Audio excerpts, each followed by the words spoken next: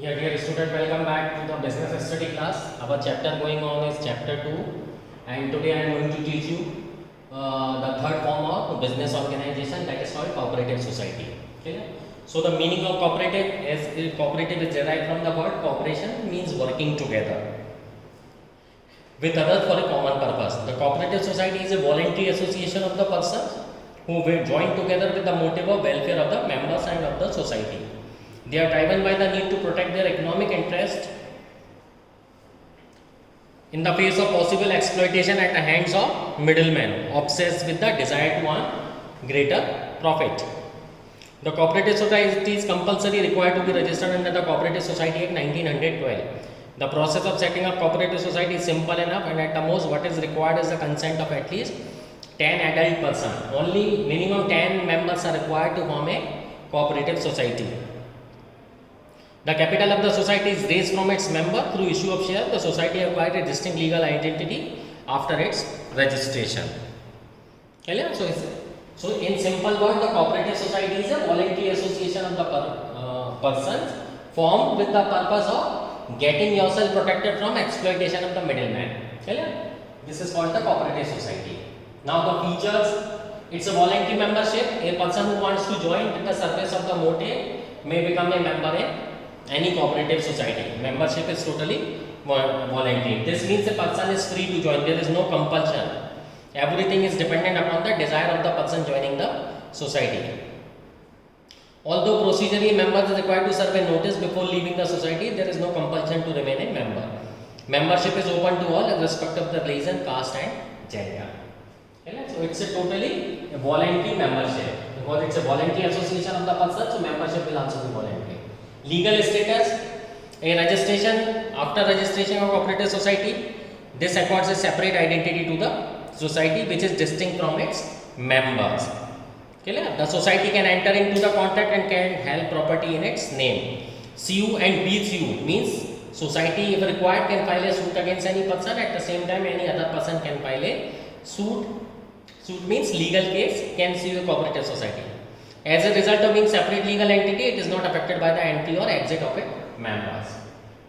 Limited liability, as the cooperative society is a separate identity, means distinct from its member, the liability of the members is limited to the extent of capital subscribed by them. Control, in cooperative society, the power to take decision lies in the hands of elected members, committee or elected management committee. The right to vote gives a member a chance to choose a member who will constitute managing committee, and this led the cooperative society a democratic character. Service motive, basically the cooperative society through its purpose lays emphasis on the values of mutual help and welfare. Hence the motive of service dominates its working. If any surplus is generated as a result of its operation, it is distributed amongst the members as dividend in conformity with the bylaws of the society. Merits, the first is equality in voting rights.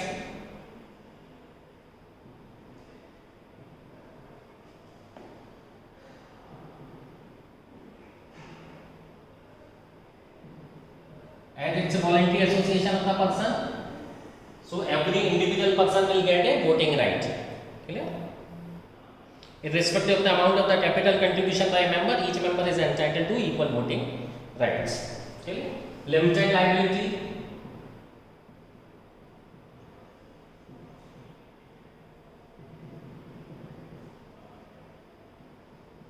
limited liability means members are liable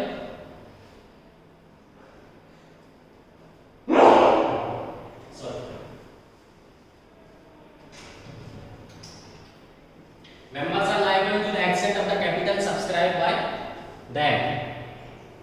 Clear? What is was happening in the other form of organization, the personal asset of the members will also be held responsible. But in this case, in the case of cooperative society, the liability is limited to the extent of capital subscribed by them. Next point is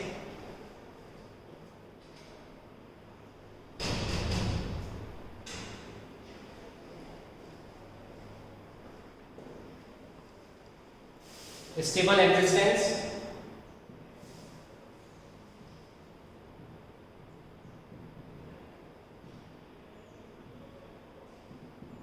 Stable existence means as the cooperative society is having a separate identity distinct from its member. So incoming and outgoing of the member is not going to affect its existence. A society therefore operates unaffected by any change in the membership. Economy in operation.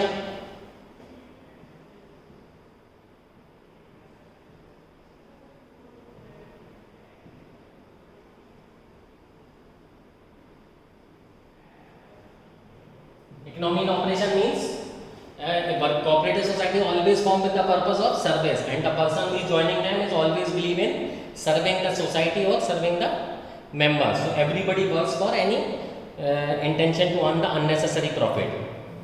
As the focus is on elimination of middlemen, this helps in reducing cost. The customers or the producer themselves are member of the society, and the risk of that is lower.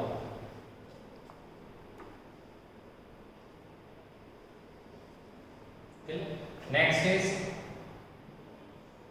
government support.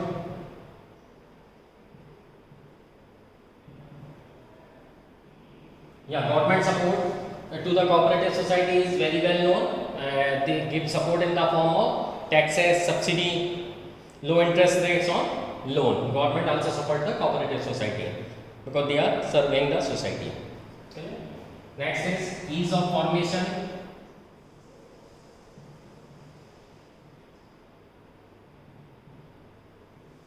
It's very easy to form a cooperative society. As I told you, only 10 adult members are required, and every society is required to be registered under the Cooperative Society Act 1912. Provision of Cooperative Society Act. Okay? So these are the merits. I am again repeating: equality in voting right. Every member has got the equivalent voting right, irrespective of the capital contribution. Limited liability, as a cooperative society is having identity separate from its member, every member is liable to the limit of capital subscribed by them. As cooperative society is having separate identity distinct from its member, incoming and outgoing of the member does not affect its existence.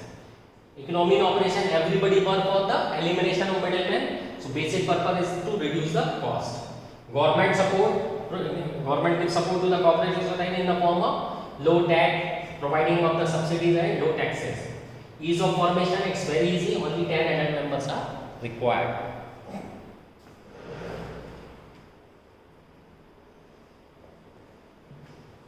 Now we study the limitations.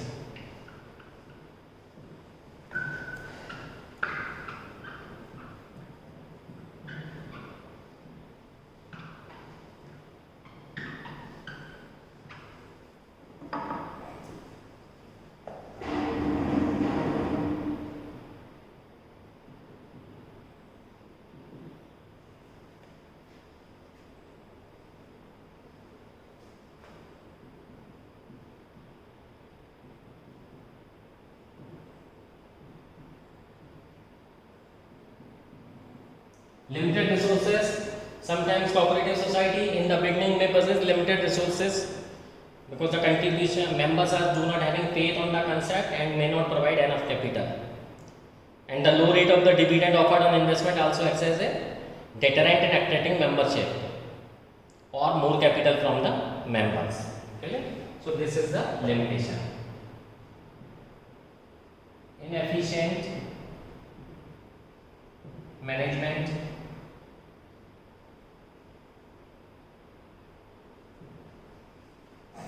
This may happen because a cooperative society sometimes may suffer from the lack of capital, so they are not able to call the expert related to that particular fields. The member who offer honorary service on volunteer basis are generally not professionally equipped to handle the management functions effectively. Okay.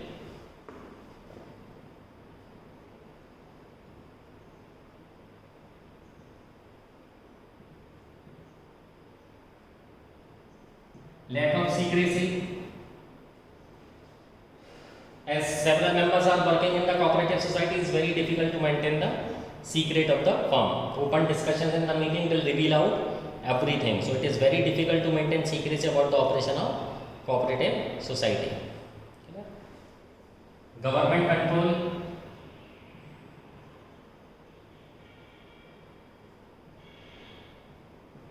As government provide support to the cooperative societies, but at the same time the cooperative society have to comply with the several rules and regulations related to the auditing of the account, submission of account, etc. Interference in the functioning of the cooperative organization through the control exercised by the state cooperative department also negatively affects its freedom of operation. So at some point of time government provides some privileges and relaxation, at the same time some rules are also offered to the cooperative society.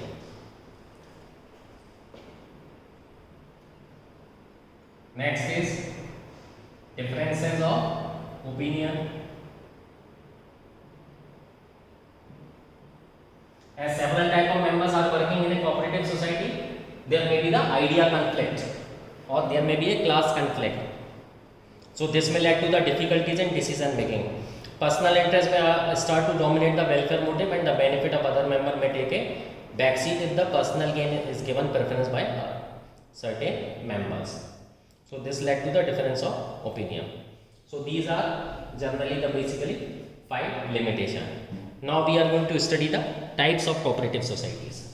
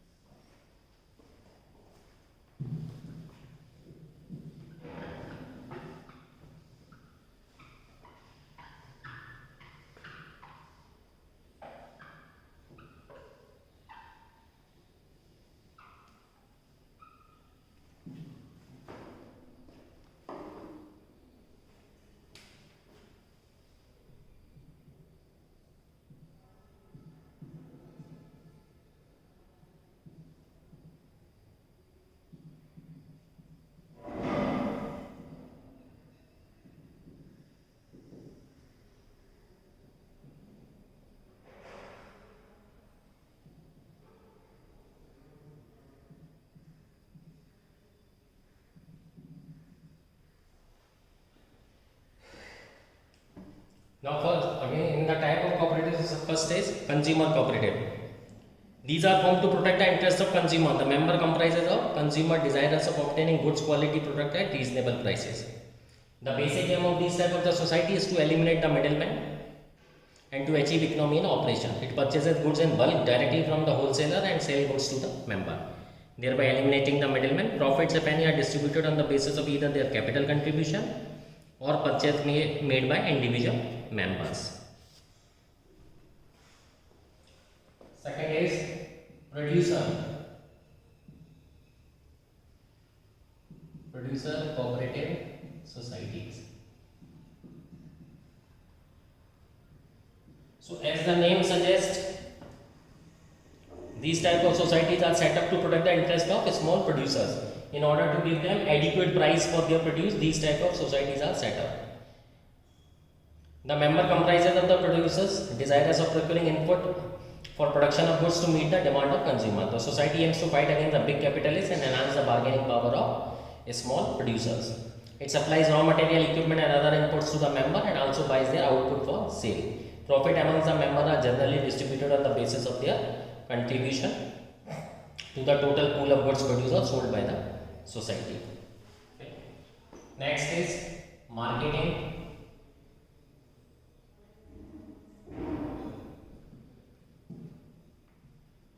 Marketing cooperative society. Such society are established to help the small producers in selling their products or giving your product to the right type of buyer in order to obtain the right price for their produce. The member consists of the producer who wish to obtain reasonable price for their output. The society aims to eliminate middlemen and improve competitive position of its member by securing a favorable market for the products. It pools the output of individual members and performs marketing function like transportation, warehouse, packaging to sell the output at their best possible price. Profits are distributed according to the each member's contribution to the pool of output. Next is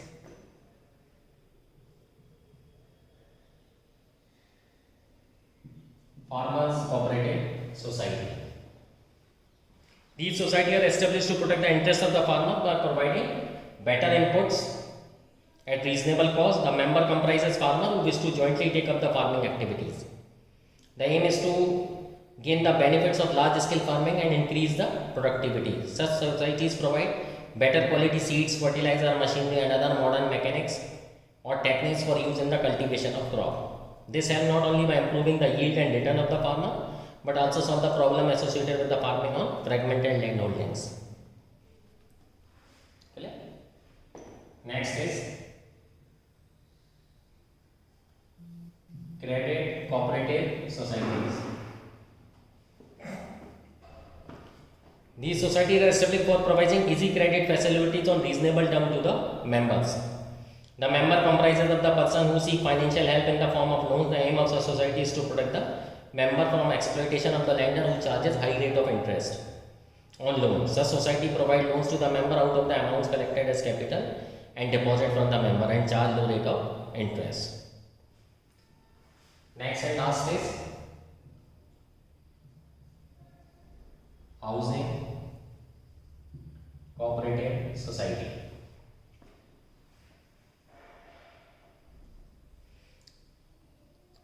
These types of society are established to protect people with the limited income to construct house at reasonable cost. The members of these society consist of the people who are desirous of preparing residential accommodation at lower cost. The aim is to solve the housing problems of the members by constructing houses and giving the option to paying them in installments. These society construct flats or provide plots to the member on which the member themselves can construct the houses as per their choice. Clear? So first I taught you about the meaning of the cooperative society, merits, limitation and types of cooperative society. Okay? Just go through it, read the topic once again, and if you are having any doubt then let me know. Happy learning. Thank you.